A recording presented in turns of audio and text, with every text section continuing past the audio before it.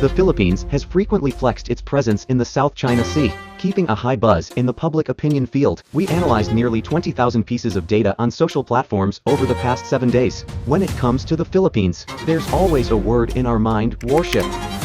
We got the latest details of this illegally grounded warship in the first place. After examine and discussion, we found that this warship, which has been grounded here for 25 years, is causing more harm. First of all, it has been discharging heavily sewage at sea.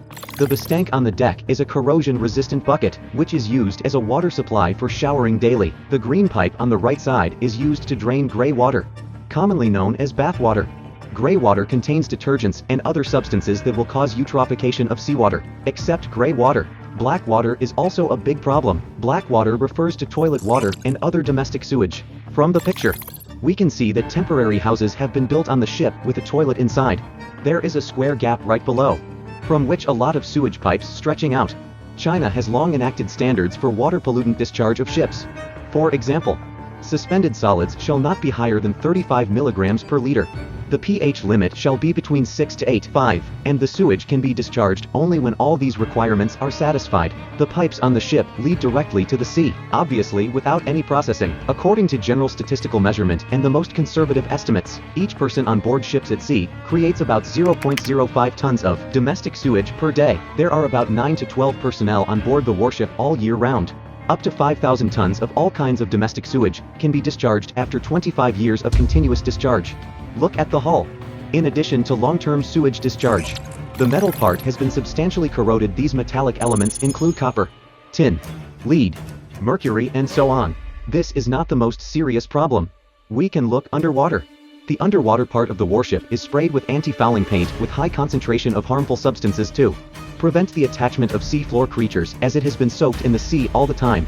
There has been sufficient scientific research to show that, as the concentration of toxins continues to rise, such toxins such mercuric oxide, organotin, and copper compounds in anti-fouling paint will facilitate the development of organisms, resulting in significant pathological changes and dissimilation at the cellular, tissue, and functional levels. For instance, microscopic sections of normal catfish gills and liver should be what these 4 pictures look like. But after being exposed to the anti-fouling paint for 96 hours, the gill epithelial cells of catfish in the first 2 pictures showed obvious necrosis and hyperplasia. CDEF. The catfish liver cells in the latter 2 pictures show signs of steatosis, inflammation, and congestion.